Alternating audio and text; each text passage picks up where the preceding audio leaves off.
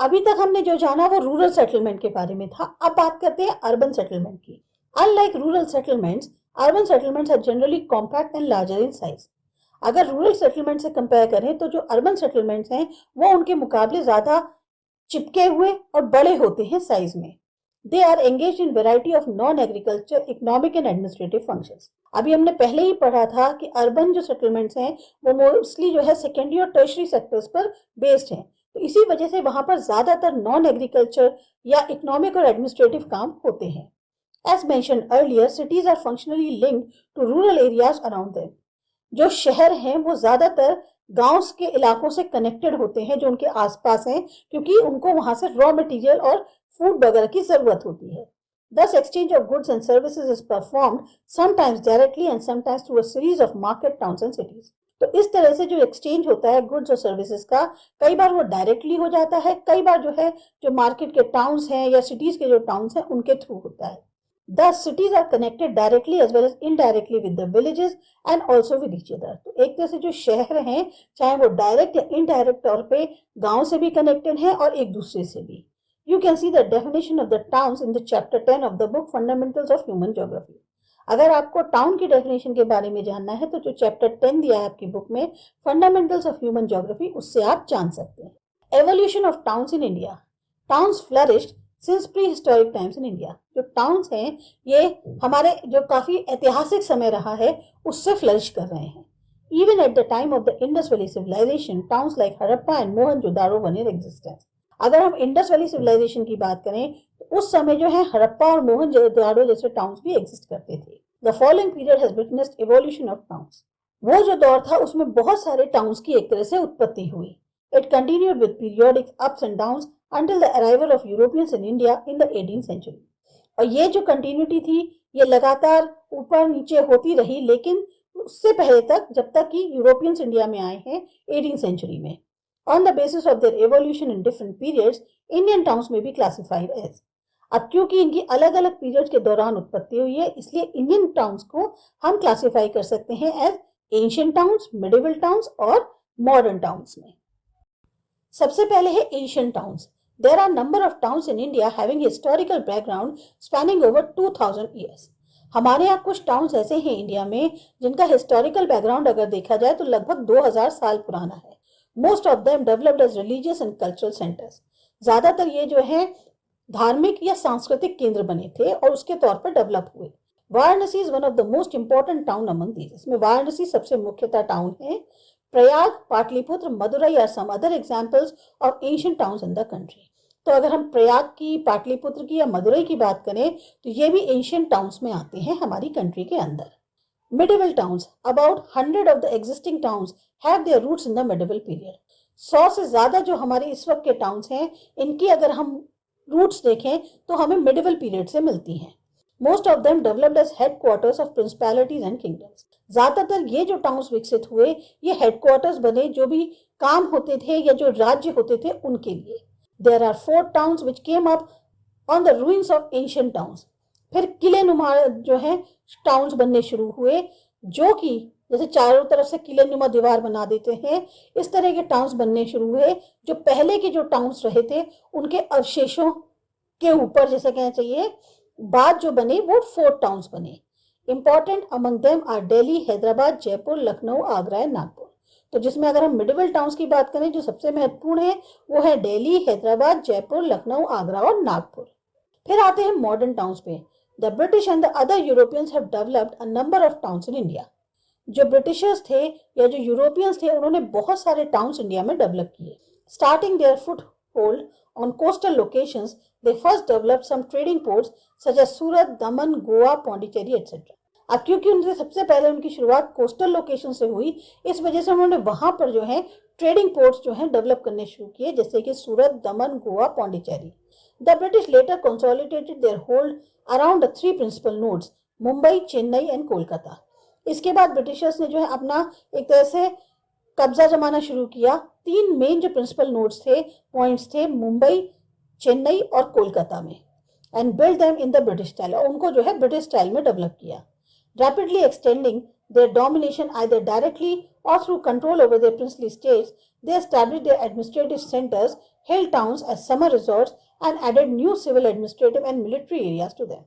अब तेजी से जो है इनका कंट्रोल जो है, चाहे डायरेक्टली कहा जाए या इन्होंने जो प्रिंसली स्टेट्स पर कब्जा किया उसके थ्रू देखा जाए, तो इन्होंने अपने जो एडमिनिस्ट्रेटिव सेंटर्स थे, हिल टाउन्स जो हैं समर रिजॉर्ट्स की तरह, और नए सिविल, एडमिनिस्ट्रेटिव और मिलिट्री एरियाज जो हैं उनमें ऐड करने शुरू कर दिए. Towns based on modern industries also evolve after 1850. Modern industries पर आधारित जो टाउन्स थे उनकी शुरुआत हुई 1850 से. Jamshedpur can be cited as an example. इसका एग्जाम्पल जो है वो जमशेदपुर है. After independence a large number of towns have been developed as administrative headquarters. Independence के बाद बहुत सारे ऐसे टाउन्स थे जो एडमिनिस्ट्रेटिव हेडक्वार्टर के तौर पर डेवलप हुए, जिसके एग्जाम्पल है चंडीगढ़, भुवनेश्वर, गांधीनगर, दिसपुर. या इंडस्ट्रियल सेंटर जैसे कि दुर्गापुर, भिलाई, सिंदरी, बरौनी.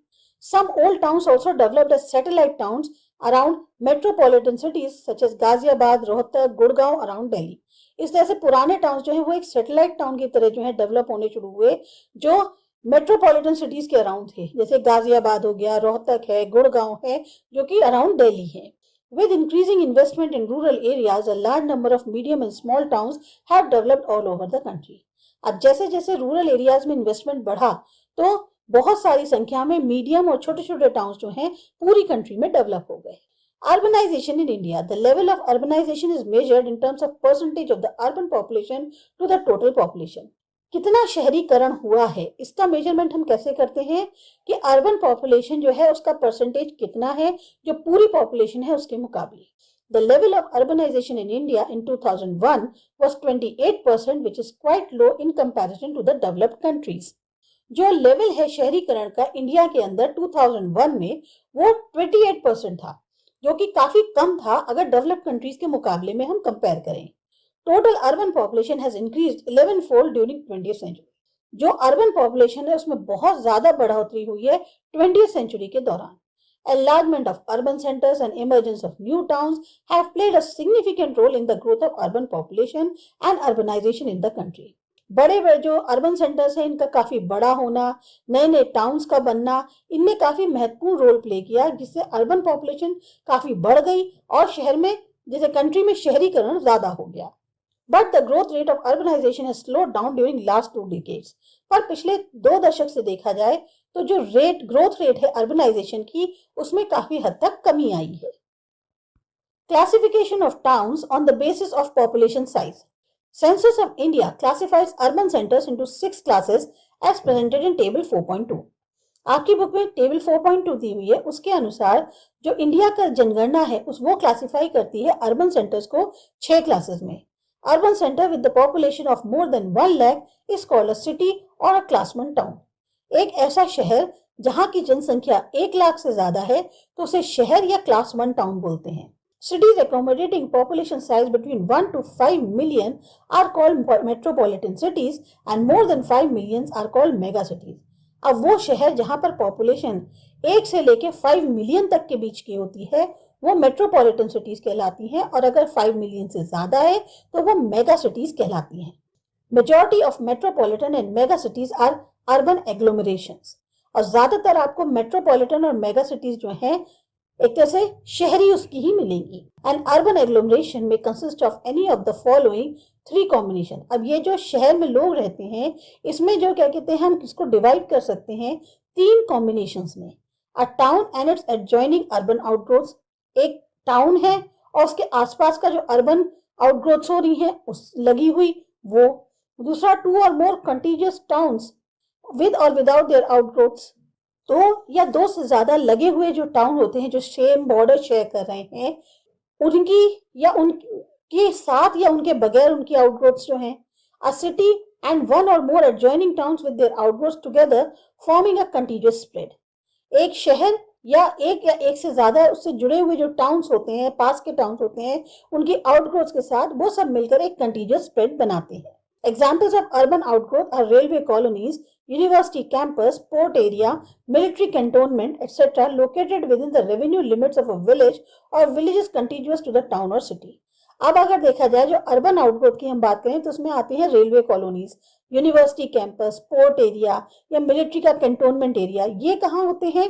ये होते हैं रेवेन्यू लिमिट्स में आते हैं, जो इनकम लिमिट्स हैं विलेज की उसके अंदर आते हैं, या फिर उन गांव में जो कि सेम बॉर्डर शेयर कर होते हैं किसी टाउन या सिटी से।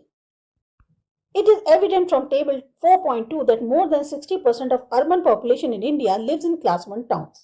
अब जो आपकी टेबल 4.2 है उससे आपको साफ पता चल गया कि 60% से ज्यादा अर्बन पॉपुलेशन इंडिया की जो है वो क्लास 1 टाउन्स में आती है।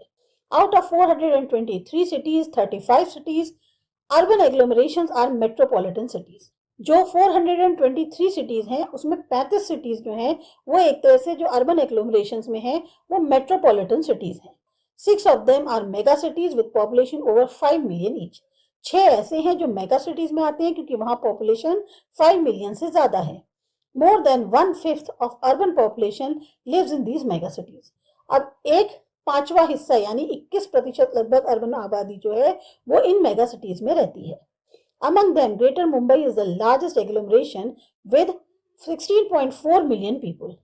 ग्रेटर मुंबई सबसे बड़ा जो है लोगों का एक तरह से वहां पर अवेलेबिलिटी है, बसे हुए हैं लोग, जहां पर जनसंख्या 16.4 मिलियन है। कोलकाता, दिल्ली, चेन्नई, बेंगलोर और हैदराबाद और other mega cities in the country. तो इस तरह से और भी जो मेगा सिटीज कंट्री हैं उसमें जो है कंट्री के अंदर कोलकाता, दिल्ली, चेन्नई, बेंगलोर और हैदराबाद है। अब a functional classification of towns. Apart from their role as a center or nodal places, many towns and cities perform specialized services. या तो ये सेंट्रल या नोडल प्लेसेस हैं, लेकिन इसके अलावा भी बहुत सारे टाउन्स और सिटीज ऐसे हैं जो खास तरह की सर्विसेज देते हैं। Some towns and cities specialize in certain functions and they are known as for some specific activities, products or services. कुछ टाउन्स या सिटीज जो हैं वो खास तरह के फंक्शंस को परफॉर्म करते हैं और इसी वजह से खास तरह की एक्टिविटीज के लिए जाने जाते हैं या प्रोडक्ट सर्विसेज के लिए जाने जाते हैं। However, each town perform a number of functions. हर एक टाउन में बहुत तरह के फंक्शंस होते हैं। On the basis of dominant or specialized functions, Indian cities and towns can be broadly classified as follows. अब इस तरीके का जो डोमिनेंट या स्पेशलाइज्ड फंक्शंस है उसके आधार पर इंडियन सिटीज और टाउन्स को हम क्लासिफाई कर सकते हैं इन कैटेगरीज में। Administrative towns and cities. Towns supporting administrative headquarters of higher order are administrative towns. वो टाउन्स जो एडमिनिस्ट्रेटिव हेडक्वार्टर्स जो हायर रैंक के हैं उनको सपोर्ट करते हैं तो वो एडमिनिस्ट्रेटिव टाउन्स कहलाते हैं। जैसे कि चंडीगढ़, नई दिल्ली, भोपाल, शिलोंग, गुवाहाटी, इम्फाल, श्रीनगर, गांधीनगर, जयपुर, चेन्नई, ये सब एडमिनिस्ट्रेटिव टाउन से सिटीज में आते हैं। दूसरा है industrial towns.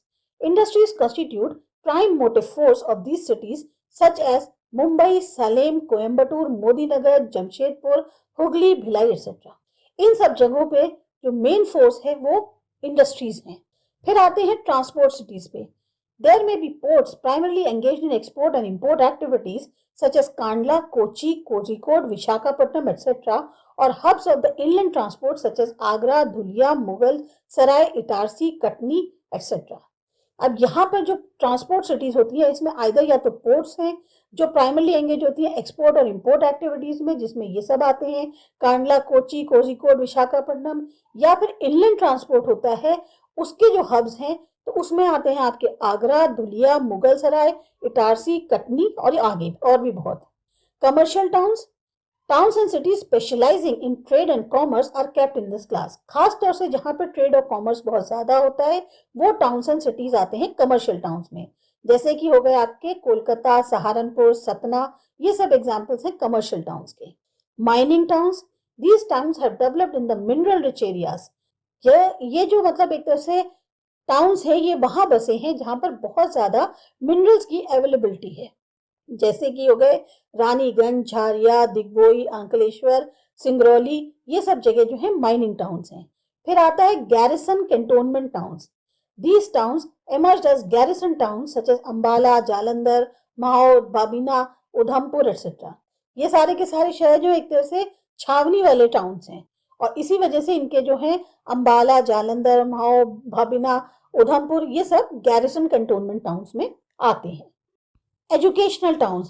Starting as centers of education, some of the towns have grown into major campus towns.